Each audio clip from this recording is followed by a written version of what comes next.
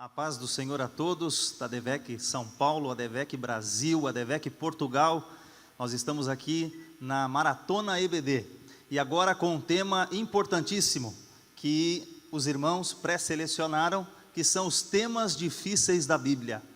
Eu quero aqui agradecer ao pastor Ronaldo, pastor Christian, pastor Silas, a toda a organização da EBD Nacional, que nós estamos aqui nesta maratona, um evento de conhecimento, um evento de crescimento espiritual para todos os nossos professores, líderes, e que estas perguntas possam de fato ser edificantes para a nossa vida.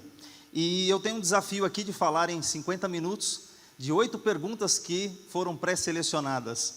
E caso não seja possível respondê-las todas, elas estarão nesta coluna que o pastor Ronaldo acabou de anunciar.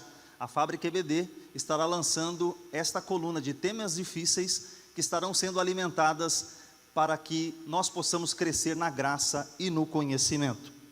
E a primeira pergunta que nós vamos fazer, ou melhor, que foi feita, e que nós temos o desafio de responder nesta tarde, é: o que é a blasfêmia contra o Espírito Santo? Esta foi selecionada, uma das mais votadas, dentro daquelas 43, 48 perguntas que estavam lá. E o que é a blasfêmia e o que não é a blasfêmia contra o Espírito Santo? Então aqui nós temos, primeiro, a questão de definição, porque a palavra blasfêmia, ela significa injuriar, caluniar, vituperar, difamar, falar mal. Esta é uma palavra que aparece muitas vezes na Bíblia. Ela tem uma referência lá no Antigo Testamento, quando você não deveria tomar o nome do Senhor teu Deus em vão, mas ela vem para o Novo Testamento e ela aparece principalmente nos evangelhos que nós chamamos de evangelhos sinóticos, que são os evangelhos de Mateus, Marcos e Lucas. E aqui o Senhor Jesus falou sobre especificamente de vários tipos de blasfêmia, mas uma delas, aqui não tem perdão, é a blasfêmia contra o Espírito Santo. Então, nós vamos entrando aqui numa questão que, onde aparece este texto bíblico? Ele está aqui nos textos de Mateus capítulo 12, versículo 31, Marcos 3, versículos 28 a 29 e Lucas 12, versículo 10. Em todos esses textos, aqui há um contexto onde acontece isso. E qual é esse contexto? O contexto é que Jesus cura um homem, este homem que era cego e mudo. O Senhor, ao curar aquele homem, as pessoas, os fariseus, começam a acusá-lo de que ele estava fazendo aquilo pelo poder de Satanás, que Jesus estava sendo um ministro de Beelzebu.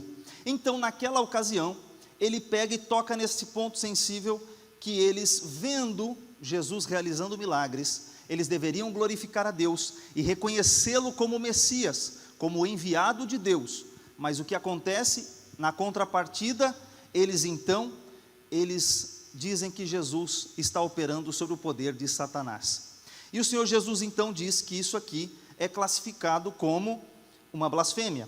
E por que eles estavam fazendo isso? Eles queriam minar a autoridade de Jesus.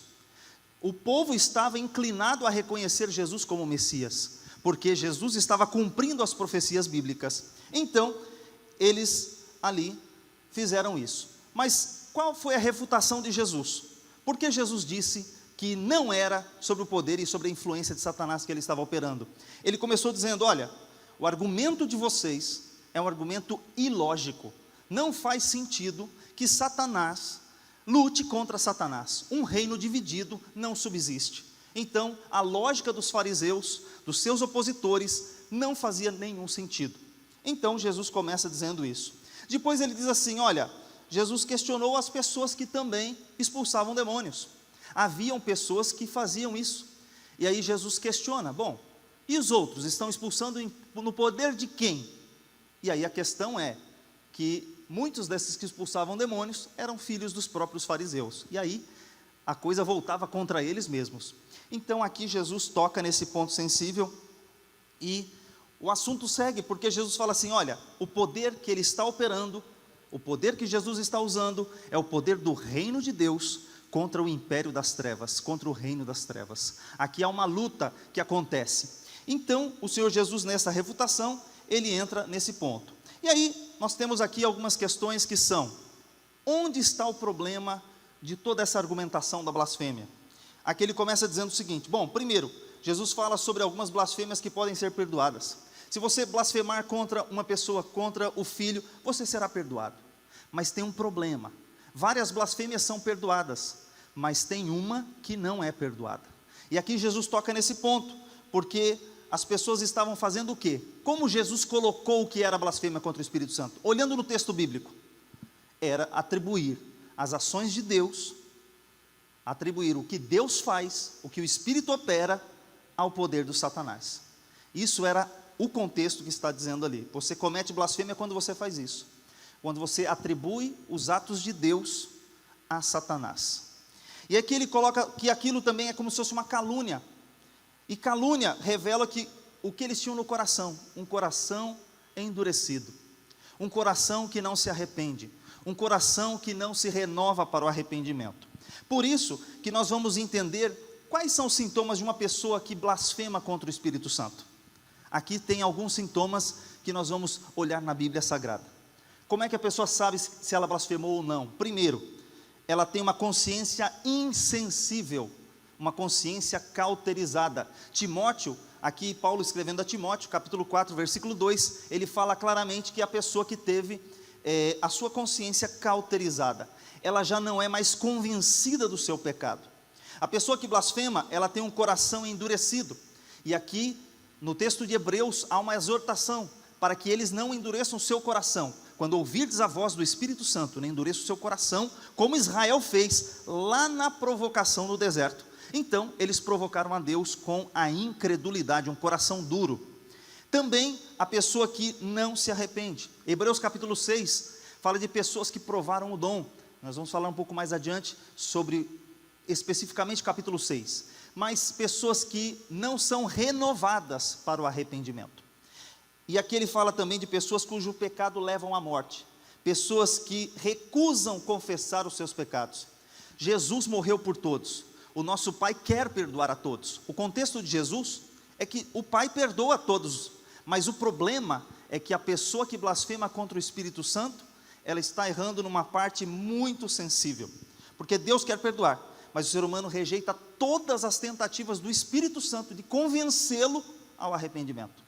Então, quem vai renová-lo ao arrependimento? Se ele não deixa o Espírito Santo agir na vida dele, que vai levá-lo, convencê-lo do pecado, da justiça e do juízo, consequentemente ele não se arrepende, ele não alcança o perdão e, por sua vez, é condenado. Então, esse é o problema. Agora, o que não é blasfêmia contra o Espírito Santo? Porque muitas pessoas por aí dizem muitas coisas sobre o que é, mas vamos dizer o que não é. Tem um pregador famoso, homem de Deus, mas que ele diz que era a incredulidade final. Então, nós temos que discordar que não é apenas isso, a incredulidade final. Obviamente que quem é incrédulo e chegar no fim da sua vida e não se arrepender, obviamente está condenado, mas não significa que ele tenha pecado contra o Espírito Santo ou blasfemado contra o Espírito Santo. Então, blasfêmia contra o Espírito Santo não é a incredulidade final. Também não é rejeitar a graça de Deus por um tempo, porque muitas pessoas rejeitaram a mensagem da salvação, mas depois ela foi alcançada pelo Evangelho de Jesus. Nós temos também pessoas que negam a divindade de Cristo, por um tempo, também, por que não? Acontece que Paulo, por um tempo, não aceitava que Cristo, ele era divino, mas quando o Senhor apresenta-se a ele, Saulo se converte e é um grande apóstolo do Senhor Jesus. Nós temos também, o que também não é negar a divindade do Espírito Santo. Há pessoas e seitas que negam que o Espírito Santo seja Deus, dizem que ele é uma força, mas se eu disser que eles automaticamente já estão condenados, eu não vou nem pregar para eles. Então, quando nós pregamos, quantas almas são salvas destas seitas que não criam que o Espírito Santo era Deus, mas quando ouvem o Evangelho e o Espírito Santo convence-as de que ele é Deus, elas então mudam sua atitude.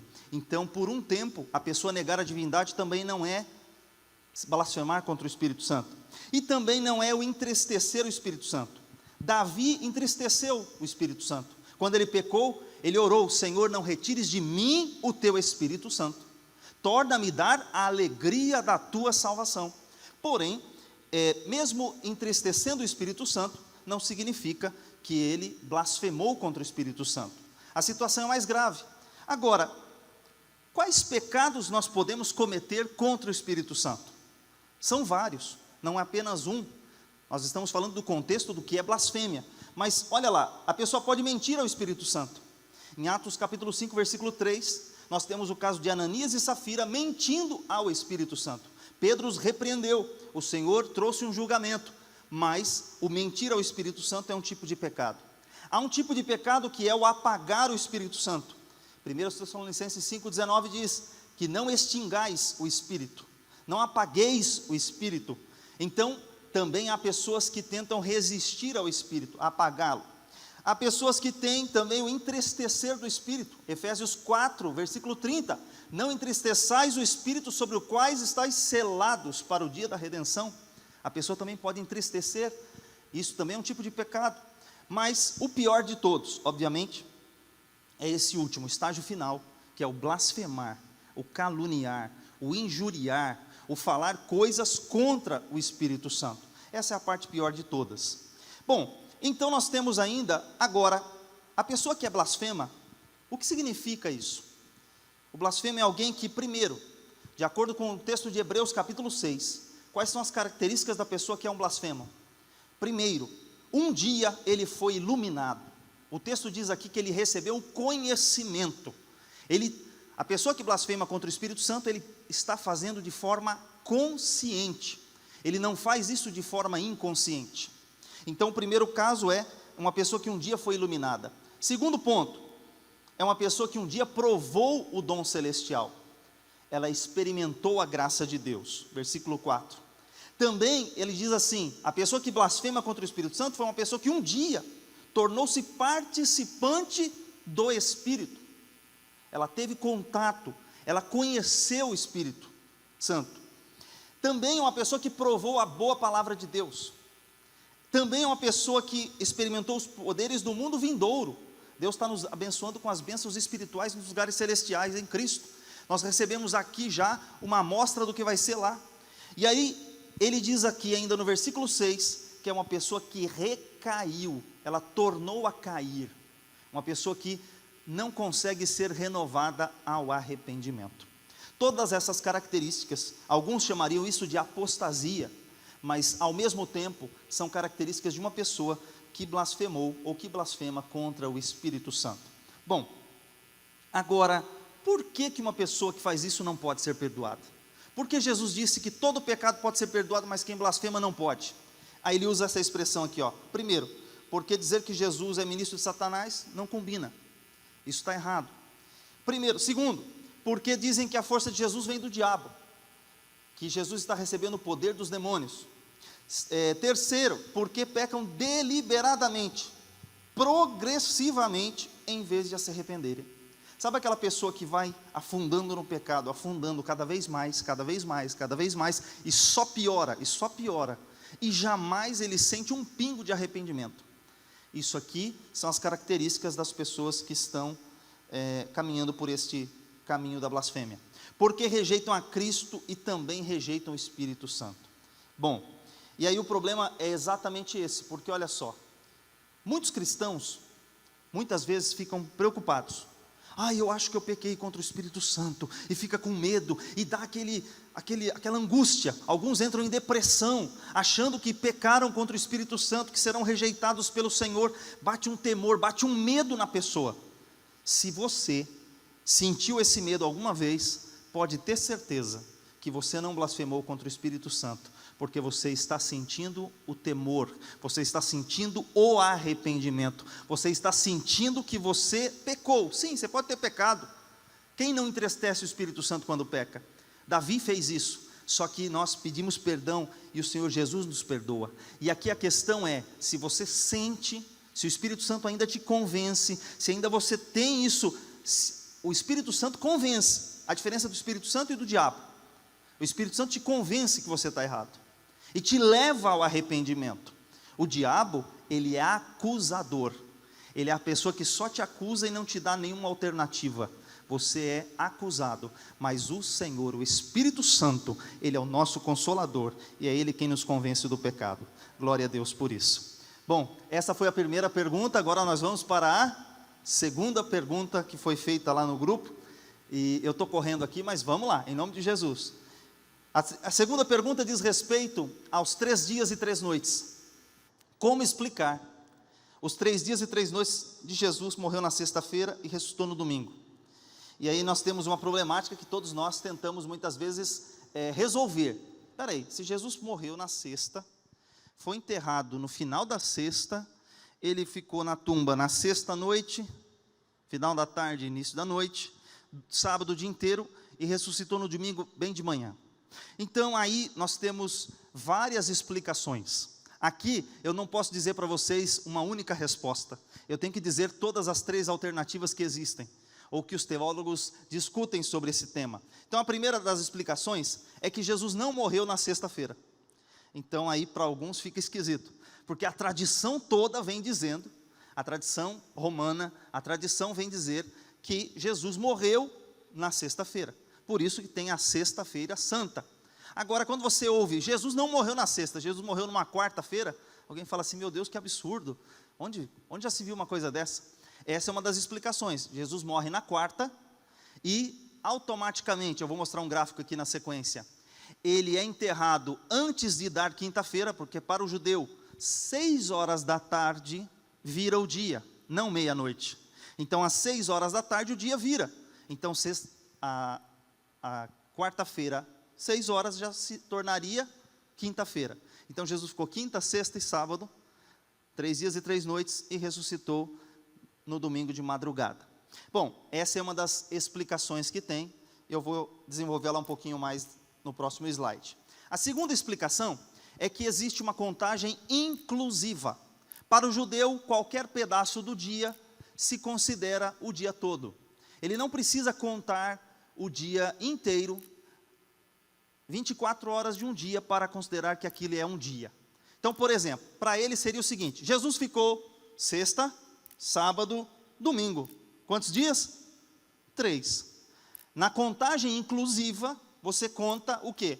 Qualquer pedaço do dia, seja o dia inteiro, seja a parte do dia, você conta o dia. Então, sexta, sábado, domingo, 3 dias, ponto, fechou a conta, não tem discussão alguma. Porém, muitas pessoas não aceitam essa explicação. E existe uma outra contagem mais espiritualizada. O que é essa contagem espiritualizada? As pessoas agora tornaram essa contagem da seguinte forma: Jesus começa a sofrer na quinta-feira. Eles não contam do dia que Jesus morreu e entrou na sepultura. Eles contam desde o começo do sofrimento. Quando Jesus foi para o jardim do Getsêmani, quando Jesus foi orar, quando ele suou gotas de sangue, ali começa o seu sofrimento. Então, as pessoas que espiritualizam essa contagem, começam ali, já no momento em que Cristo, ele está sofrendo no Getsêmani. Aí Judas o trai, e ele vai e é flagelado, e depois é julgado na madrugada, e depois ele vai para o julgamento, e então ele vai ser crucificado. E então passa os dias na sepultura. Então, para as pessoas que fazem essa contagem, eles já começam contando na quinta-feira, contam a sexta inteira, o sábado e o domingo. E aí consideram que Jesus levou 3 dias e 3 noites. Bom, o que eu quero explicar e me deter um pouquinho mais aqui, é sobre essa explicação um pouco diferente, que talvez assusta muitos de nós, dizer assim, Jesus pode ter morrido numa quarta-feira, né?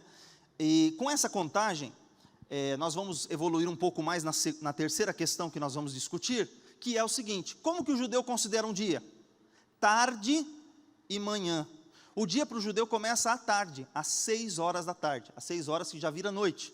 Então o dia começa, primeiro é um calendário lunar, não é solar. Eles contam o dia a partir das 6 da tarde às 6 do outro dia. Então eles consideram primeiro a tarde, depois a manhã. Primeiro a tarde, depois a manhã. Então nessa contagem, outra coisa que eu preciso explicar para os irmãos, que a Páscoa cristã, ela usa uma data móvel. O nosso calendário de Páscoa cristã, ela é data móvel, que significa dizer, ela nunca cai no mesmo dia todo ano. Já a Páscoa judaica é todo dia 14 de Abib.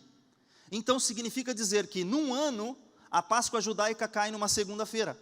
No outro ano, ela cai numa terça-feira. No outro ano, dia 14 de Abib, cai numa quarta. No outro ano, numa quinta e assim por diante. Então, a Páscoa judaica, por ser todo dia 14 de Abib, que é entre meados de março e abril, ela tem uma data móvel. Todo ano ela está numa data, num dia da semana, melhor dizendo. E aí o que acontece? Segundo alguns estudiosos, no ano 31, colocando a crucificação no ano 31, há discussões também se foi o ano 31, se foi o ano 29, mas, de qualquer maneira, esta é uma das explicações. O que acontece? Jesus come a Páscoa é uma refeição noturna.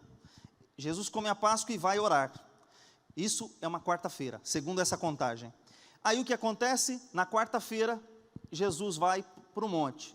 Então ali ele é entregue. Aí Jesus sofre aquela noite. O que acontece? Ele é crucificado no dia 14 de Abibe, que já ainda é uma quarta-feira. Ele é crucificado e morre no final da quarta-feira. Ele tem que ser enterrado quanto antes possível. Por quê?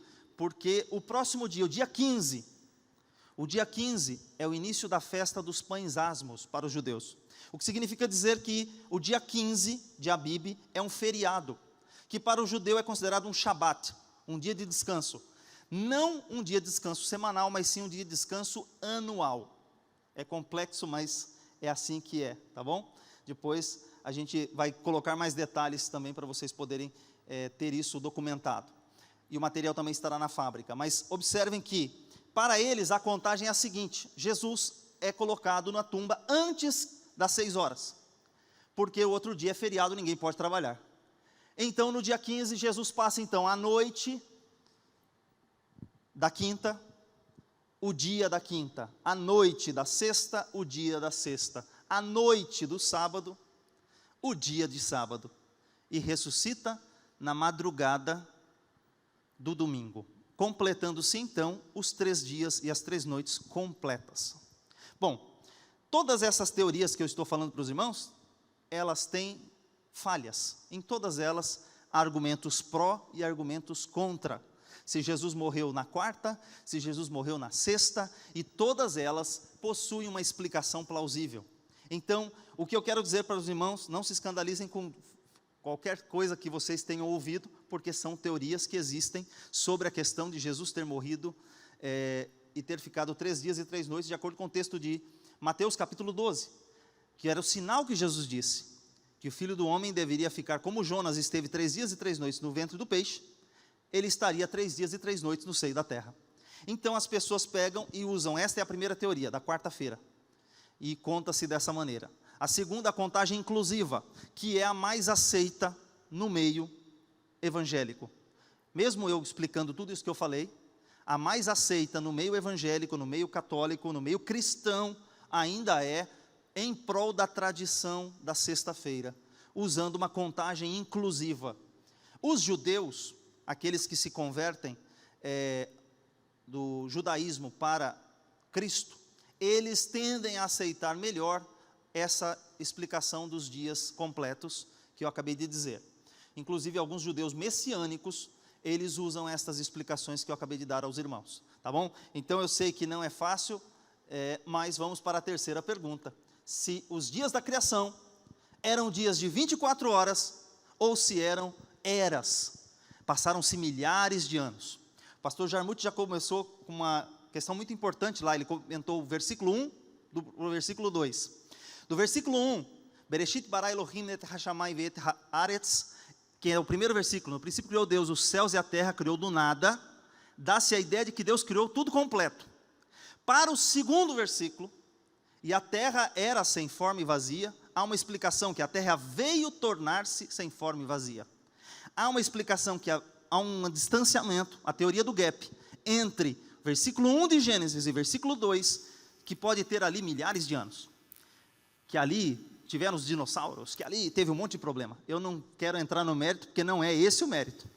O meu mérito é a partir do versículo 3, amém? Então, a partir do versículo 3, os dias da criação são dias de 24 horas ou são eras, milhares de anos?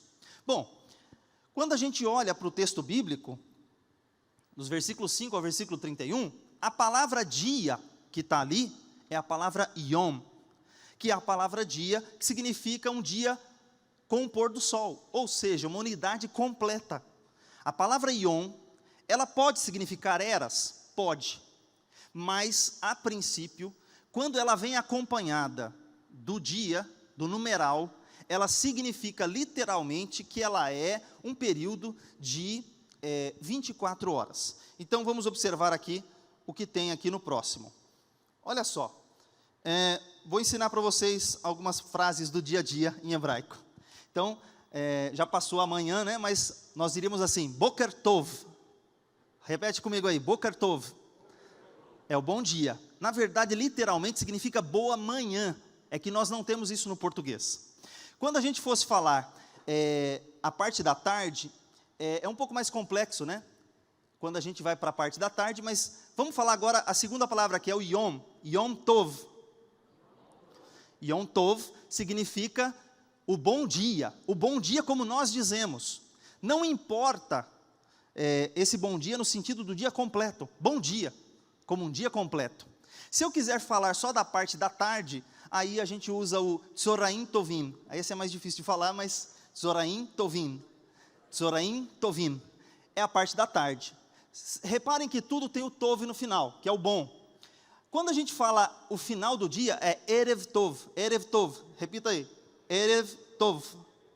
Erev Tov é boa tarde, boa noite, no início da noite. É quando está finalizando o dia. Finalizando no sentido, a parte clara do dia. Aí quando você vai dormir, é o Laila Tov. Laila Tov. Bom, por que eu estou falando isso? Porque, olha o próximo slide, nós temos aqui a palavra dia seguida. E foi à tarde amanhã o primeiro dia. Foi à tarde amanhã o segundo dia. Foi à tarde amanhã o terceiro dia. O que está escrito ali, ó? Está escrito assim, ó. Vayehi Erev. Erev, que a gente usa no final da tarde. Boker Yom Ehad. Ou seja, ele colocou ali, ó. Erev e Boker. Erev e Boker. Erev e Boker. Ele coloca manhã e tarde. Manhã e tarde. Manhã e tarde. E foi amanhã e à tarde o primeiro dia. No texto bíblico não vem primeiro. Aliás, tarde e manhã. Tarde e manhã, tarde e manhã, tarde e manhã. Não vem primeiro no texto bíblico a parte da manhã e depois à tarde. Sempre o texto de Gênesis nos diz que veio primeiro à noite, à tarde, depois à manhã. É um calendário seguindo as normas lunares. Por isso aqui a gente tem um dia de 24 horas.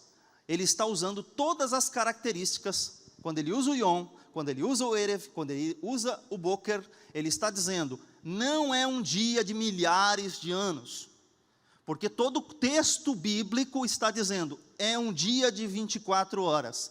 E que conclusão que a gente chega diante disso? Aqui ainda tem os outros dias, mas eu não vou ler todos, porque realmente o nosso tempo já foi, né? Mas olha só, o que Deus fez? Deus usou uma semana de trabalho. Deus usou 7 dias. Deus usou 6 dias para a criação e no 7º ele descansou. Deus usou uma semana de trabalho para criar o mundo. É impossível para Deus? Não. Tem gente aí que com teorias evolucionistas querem dizer, não, levaram milhares de anos porque eles querem usar o conceito da teoria evolucionista. Mas a Bíblia, palavra de Deus, diz que Deus criou haja e ouve. A rapidez das coisas. Haja e ouve, haja e ouve. Deus fez em um espaço curto. Sim, num espaço de tempo. Além disso, existem elementos aqui, como por exemplo, no terceiro dia, o Senhor faz as ervas, as plantas. Só que aí o que acontece? O sol, os astros, só vão ser feitos no 4º dia. Se tivesse levado milhares de anos, Deus fez aqui no terceiro dia as plantas, sem sol, sem fotossíntese, não tinha planta. Então, como Deus fez as coisas? Deus primeiro preparou o ambiente, depois ele pôs o homem na sua criação. Deus primeiro deu condições para os animais se alimentarem. Veja, não dá para você demorar eras entre um dia e o outro dia. Foram dias, períodos curtos de 24 horas. Amém? Glória a Deus. Quarta pergunta. A quarta pergunta foi a seguinte. Em Jó 2, versículos 1 e 2, o diabo se apresenta diante do Senhor. Satanás tem livre acesso? Satanás vai lá no céu de vez em quando? Satanás tem autorização para chegar lá? Então aqui nós temos uma problemática, né? Porque o texto de Jó mostra isso tanto no capítulo 1 quanto no capítulo 2, que dá uma intenção, dá a entender que ele de fato apareceu lá. Mas olha só o que acontece quando a gente observa o relato da Bíblia com relação a Satanás. Primeiro que Lucas capítulo 10, versículo 18 diz, Jesus dizendo, eu vi Satanás cair do céu. Ele foi precipitado, ele foi lançado. Aí você vai ler o texto em João capítulo 12, 31, que o Senhor Jesus venceu Satanás. Se você ler também Colossenses capítulo 2, versículo 15, Cristo triunfou na cruz. Ele triunfou, não foi derrota. Muita gente apresenta a cruz como uma derrota, como se Satanás estivesse fazendo festa no inferno quando Jesus morreu. E isso a gente tem que colocar por terra. Satanás não fez festa quando Jesus morreu. Então olha só, o diabo é derrotado na cruz do Calvário. E aqui nós temos que, lá em Apocalipse 20, ele será preso por 1000 anos e, consequentemente, no final do capítulo 20, ele será lançado no lago de fogo. Ou seja, Satanás está sempre em descendência, só caindo, só caindo, só caindo, só caindo. O Senhor Jesus, ele é o Todo-Poderoso. O nosso Deus é um Deus soberano. E aí a gente olha o seguinte, o que está escrito na Bíblia? Primeiro, houve uma reunião. Os filhos de Deus se apresentaram e Satanás se apresentou. O texto não diz ali que foi no céu. Não está escrito. Os anjos de Deus se apresentaram no céu. Nós subentendemos, pela leitura do texto, que essa reunião tenha ocorrido nos céus. Mas não está escrito a palavra céu no texto. Mas a gente subentende. Mas ok, vamos lá. Primeiro que o local não é revelado. Mas tem um detalhe importante. Deus está no controle. Deus está no comando, Deus é soberano, independente de onde tenha sido essa reunião, se foi no céu, se foi na terra, se foi embaixo da terra, não importa onde foi, o fato é, o nosso Deus é soberano, Ele está no controle, Ele está no trono.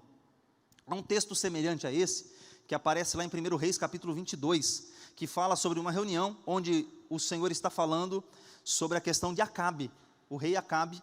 E aí apresenta-se um espírito e fala assim, eu irei e serei um espírito de engano na boca de todos os seus profetas.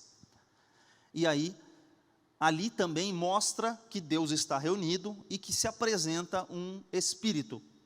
A gente subentende que esse espírito não seja um espírito relacionado a Deus, um espírito de mentira, um espírito de engano, um espírito, nós entendemos que não é nada relacionado com Deus.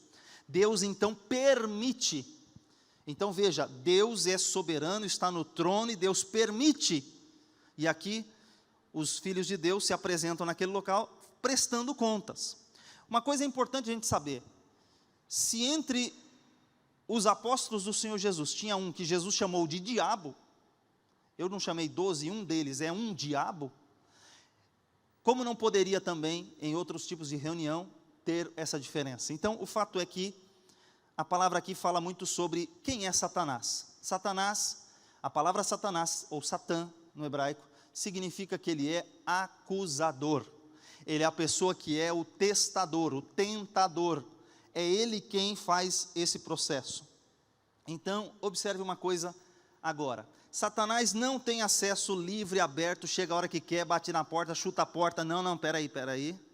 Para entrar aqui, precisa de autorização. Para chegar à presença de Deus, precisa de autorização. Então, ele não chega, não tem acesso livre à presença de Deus. Ele foi expulso. Mas ele pode ser convocado para se apresentar. Ele pode ser convocado, Deus é soberano, ele pode chegar e mandar ele prestar conta. Se você observar um texto bíblico que está lá em Coríntios, há um texto complexo também. Esse demanda outra explicação, mas apenas fique com a referência agora. Diz assim, sobre a exclusão de um membro da igreja que não queria se arrepender, que estava tendo relações com a madrasta. O texto diz assim, Paulo diz assim, entregue-o a Satanás para que seu corpo seja destruído, mas ele seja salvo. Texto complexo, e deixa para lá, pesquisa aí, a gente fala depois, amém? Esse é um texto complexo também, mas olha só, entrega para Satanás, espera aí, excluir o camarada da igreja, entregar na mão do Satanás e o camarada vai ser salvo? Veja, aqui o Satanás está sendo usado como agente de juízo de Deus para corrigir alguém. Então o diabo muitas vezes, Deus levantou Nabucodonosor, Deus levantou Ciro, Deus levantou outros impérios, para eles virem contra o povo de Deus, castigar o povo de Deus reconhecer que Deus é Deus, e eles voltarem, se arrependerem e aceitar o Senhor Jesus, e voltar para Deus, e voltar-se para Ele. Então há momentos que vai acontecer isso, que vai ter circunstâncias em que Satanás é um agente, um instrumento de juízo. Então aqui nós temos, por exemplo, esse caso. As visitas dele foram temporárias e por tempo limitado diante do Senhor. Agora, é possível que Deus ordene um ser pecaminoso mantenha-se temporariamente na sua presença. Por exemplo, Isaías fala que viu o trono de Deus, viu o Senhor, e eu vou morrer. Ai, Senhor, ai de mim, que vou perecendo. Sou um homem pecador de impuros lábios. E aí, ele não morreu por estar na presença de Deus. Pelo contrário, o Senhor o purificou. Então, também temos circunstâncias de prestação de conta, como é o caso aqui de Jó. E temos a circunstância, por exemplo, no juízo do trono branco. A gente fala, juízo do trono branco, o Senhor está no seu trono. Todos aqueles que estão diante do trono, muitos deles, ou a maioria deles, ou 100% deles, serão condenados. São pecadores, diante do trono, diante do Senhor. E por que não morrer? Eles estão se apresentando para o julgamento, o Senhor está no seu trono. Então, o Senhor não é corrompido com a presença desses seres. Veja, o Senhor é santo, e ali Ele vai julgar todos eles. Então, isso é uma questão temporária. O fato é, Satanás não tem autoridade, quem tem autoridade é o nosso Deus. É o nosso Deus quem é soberano. Amém? Glória a Deus. Quinta pergunta foi, as chaves da morte e do inferno. O que significa dizer que Jesus tomou as chaves da morte e do inferno? As chaves da morte e do inferno estavam nas mãos do diabo? Jesus foi pregar no inferno após a sua morte? Como parece indicar o texto de 1 Pedro 3, versículos 19 e 20? Aqui tem várias perguntas em uma, e essa talvez seja uma das mais demoradas. Mas olha só, aqui nós temos um fato importante. O que está escrito em Apocalipse? Capítulo 1, versículo 18. Está escrito assim, mas eis que estou vivo para todo sempre. Amém. E tenho as chaves da morte e do inferno. Muitos fizeram uma ilustração mostrando que, como se Jesus tivesse o diabo fazendo festa no céu. Há hinos, há músicas que relatam esta cena que eu vou contar para vocês. Que o diabo estava feliz, fazendo festa no inferno, quando Jesus morreu, que ele tinha derrotado, e de repente Jesus foi ao inferno, e mandou o diabo vir, ele não queria vir, e ele veio rastejando como uma cobra, Jesus pisou na cabeça dele, Jesus tomou a chave da mão dele e tal, e triunfou, e, né? Tem todo um teatro aí, tem hino, tem música que faz exatamente isso que eu estou falando. Só que, biblicamente, isso não está escrito em lugar algum.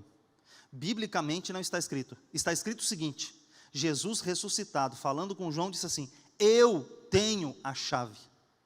Eu tenho, está na minha mão. Eu tenho domínio.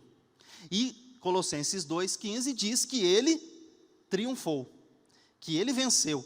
E é esse texto que eu vou colocar para os irmãos agora. Olha o que está escrito, havendo riscado a cédula que era contra nós, nas suas ordenanças, a qual de alguma maneira nos era contrária, atirou do meio de nós, cravando-a na cruz, e despojando principados e potestades, os expôs publicamente e deles triunfou em si mesmo. Aí na versão NVT ficou da seguinte forma, e ele cancelou o registro de acusações contra nós, removendo-os e pregando na cruz. Desse modo desarmou os governantes, as autoridades espirituais, e os envergonhou publicamente ao vencê-los na cruz. Olha que coisa interessante. Essa versão fica bem mais clara para você compreender o que está acontecendo aqui. O objeto de disputa aqui não é da chave. O objeto de disputa aqui sou eu e você. O objeto de disputa aqui é, antes éramos escravos do pecado. Estávamos subjugados. Quando nós pecamos, nos fizemos escravos do pecado. Agora Cristo pega todos os nossos pecados e na cruz do Calvário Ele risca e nos perdoa de todos os nossos pecados. Então agora não há mais a condenação. Nenhuma condenação há para os que estão em Cristo Jesus, que não andam segundo a carne, mas segundo o Espírito. Então agora não tem mais condenação. Então o Senhor Jesus tem o poder, tem o domínio. E o que Jesus falou ainda em vida, quando ele estava com seus discípulos, ali, ainda como ser humano, andando, caminhando no dia a dia. Ele diz o seguinte em Mateus 10, 28, antes mesmo da ressurreição, que muitos dizem, ele apresentou, depois de ressuscitado, ele ganhou todo o poder. Volta aqui, ele diz assim, não temais os que matam o corpo e não podem matar a alma, temei antes aquele que pode fazer perecer no inferno, tanto a alma como o corpo. Era para temer a quem? Deus, não o diabo. A nossa prestação de conta não é com o diabo, e sim com o nosso Deus, porque todos nós vamos nos apresentar diante do Senhor. Nós prestaremos conta daquilo que fizemos por meio do nosso corpo, bem ou mal, segundo o apóstolo Paulo. Então observem que nós temos que temer a Deus. Deus tem o poder, e ele fala aqui de matar o corpo e fazer perecer também no inferno. Ele está usando essa expressão porque a chave está na mão de quem? Do diabo? O diabo pode abrir o inferno e fazer o que quer lá a hora que quiser?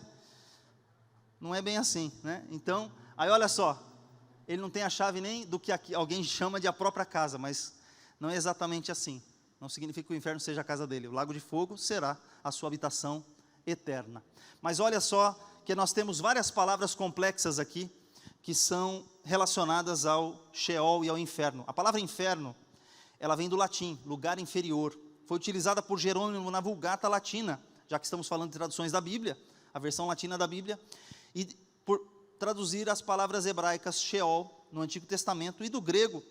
Aí no grego há um leque maior de palavras que se expande aqui. Aí você tem Geena, Hades, Tártaro e Abissos. Agora, todo esse problema, ele se dá por conta de uma passagem bíblica também, que está em Lucas capítulo 16. Em Lucas capítulo 16, versículos 22 a 26, que a gente fala de seio de Abraão, lugar de tormento, Geena, Hades. Aqui tem um detalhe importante, porque essa é uma explicação complexa, teologicamente falando, porque alguns entendem que a passagem de Lucas 16 é parábola, outros não é parábola. Alguns falam que é literal, não é literal. O fato é que Jesus conta o que está retratado nesta imagem, que há um rico que morreu e foi para um lugar de tormento. Ele conta de Lázaro que morreu e está do lado de Abraão, no seio de Abraão. Ele fala sobre essa circunstância, mostrando que quem está do lado de cá não pode passar para o lado de lá, porque há um abismo entre eles. Então, de forma simples, eu quero tentar explicar isso. O que é Hades, Sheol? Que há tanta discussão nessas palavras, com várias seitas e heresias que nós temos por aí. Uma grande discussão é, o que é Hades? É o mundo dos mortos, é o mundo invisível dos mortos. Agora, o mundo invisível dos mortos compreende mortos de qualquer categoria. Entendam o que eu quero dizer. Reparem que tanto o rico morreu, quanto Lázaro morreu. Os dois foram, entre aspas, para o mesmo lugar. Vamos entender isso. O lugar se chama Hades. Só que dentro do Hades tem compartimentos. Tem o lado do seio de Abraão, tem o lado do lugar de tormento, e o que separa um do outro se chama abismo. Bom, há textos bíblicos que falam que tem anjos presos aonde? No abismo. Satanás será preso em Apocalipse capítulo 20, no abismo. Então, Satanás não tem a chave, porque ele será preso por um anjo e será colocado aqui, no abismo. Será solto depois dos 1000 anos. O fato é, esse local é chamado de Hades, o local todo. Só que aí tem os compartimentos. Esse compartimento, chamado lugar de tormento, a palavra que denota isso aqui se chama Geena, que era um lixão em Israel. Um local onde se queimava, incinerava corpos de animais, corpos de seres humanos indigentes que não tinham sepultura, coisas complexas que tinham lá. Eram jogados nesse fogo, em Jerusalém. Então, o símbolo do tormento é o local de fogo. Enquanto que o seio de Abraão é o símbolo do paraíso. E aí a gente tem um outro gráfico que mostra a mesma coisa, que é mostrando esses lugares sem os seus habitantes. Bom, aí a gente olha que o texto relata o que está acontecendo aqui. E Jesus, ele fala sobre esse lugar. Então, há uma confusão que muitas pessoas traduzem a palavra Sheol como sepultura. E a palavra sepultura significa outra coisa. Então, olha só. Quando a gente olha na Bíblia, Sheol significa, aparece 65 vezes, significa habitação dos mortos. E todos esses são os textos onde a palavra ocorre. Então, a gente vai olhar agora um pouco mais do seu conteúdo. Esse material vai estar lá na fábrica, vocês vão poder conferir as referências. A palavra Hades aparece 10 vezes. E também, no seu sentido grego, ela aparece como lugar dos mortos. A palavra sepulcro, sepultura, são outras palavras. Então, quando aquelas pessoas que batem na tua porta, querendo te evangelizar, levando para a seita deles, eles falam que Sheol é sepultura, que não existe inferno, que não existe lugar de tormento. Essas pessoas estão equivocadas, porque nós vamos verificar que a palavra sepultura são outros termos, que é kever, que é kevurá, que é minemon e minema. São essas palavras que são as palavras gregas e hebraicas para sepultura e aparecem na Bíblia N vezes, e aqui estão algumas das suas referências. Então, sepultura não é isso. Agora, olha só, existe outra palavra que também aparece uma única vez, que é de 2 Pedro 2, versículo 4, porque se Deus não perdoou os anjos que pecaram, mas havendo lançado no inferno, os entregou às cadeias da escuridão, ficando reservados para o juízo, que é a palavra tártaro. Não há a palavra tártaro no texto de baixo, mas ela se refere a essa palavra. Está escrito assim em Judas, versículo 6. E aos anjos que não guardaram o seu principado, mas deixaram sua própria habitação, reservou na escuridão e em prisões eternas até o juízo daquele grande dia. Bom, aqui ele está fazendo uma referência a esses locais diferentes. Agora, a palavra Geena, ela também significa Vale dos Filhos de Inom, que é aquela palavra do lugar de tormento, que eu estou falando que é considerada, traduzida nas nossas Bíblias como inferno.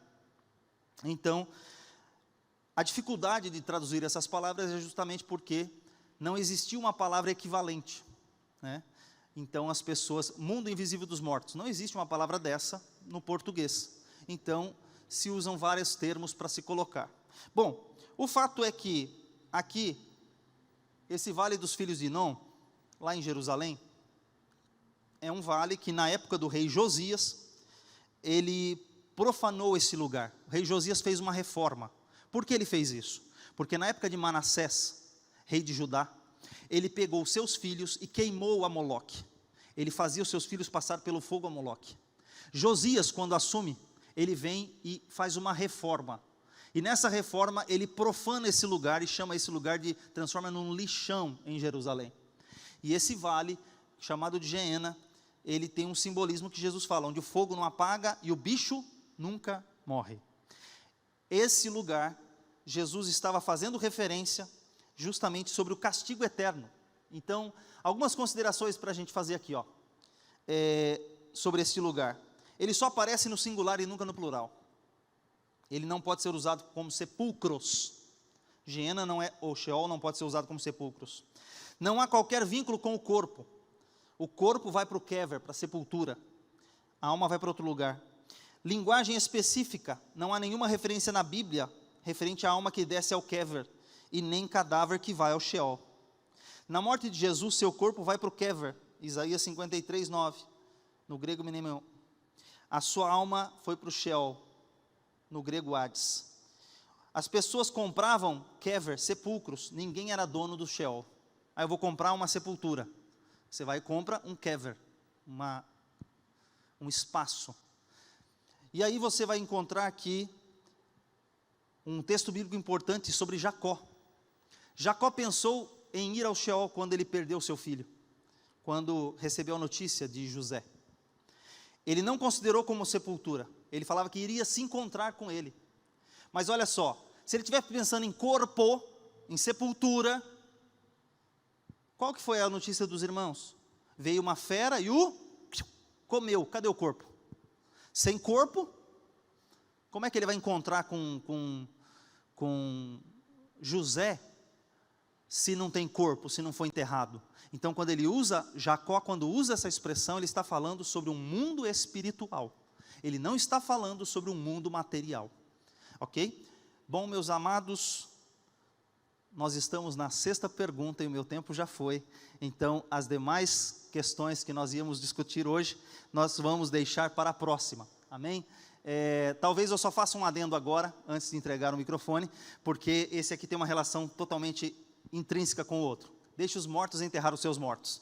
Já que estamos falando de sepultura, vamos para essa curiosidade aqui, ó. Esse é bem rápido. Como que era o sepultamento? Jesus falou para aquele jovem: deixe os mortos sepultar os seus mortos. Então, já que estão falando de morte, você tem aqui o pessoal velando uma pessoa dentro de uma sepultura. Essa pedra, aqui tem um corte. Essa pedra que vedava o sepulcro. Você vai observar que ali, as pessoas estão velando, a pessoa, o corpo é enfaixado em linho e colocado sobre uma espécie de um compartimento de pedra, escavado na rocha. Essa pessoa é colocada ali, e depois de um certo tempo, observe agora o corpo envolto, destaque ali em vermelho. A pessoa, depois de um ano ou mais de um ano, como o clima lá era muito quente, está vendo aquelas caixinhas ali embaixo? São compartimentos para você guardar os ossuários. E o que é o ossuário?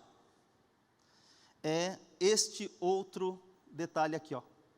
Isso aqui deixa eu só voltar um pouquinho. Ali embaixo, no destaque, tem um ossuário, tá? Ali embaixo. E depois, nós temos aqui, são essas caixinhas. Elas podem ser de madeira ou de pedra.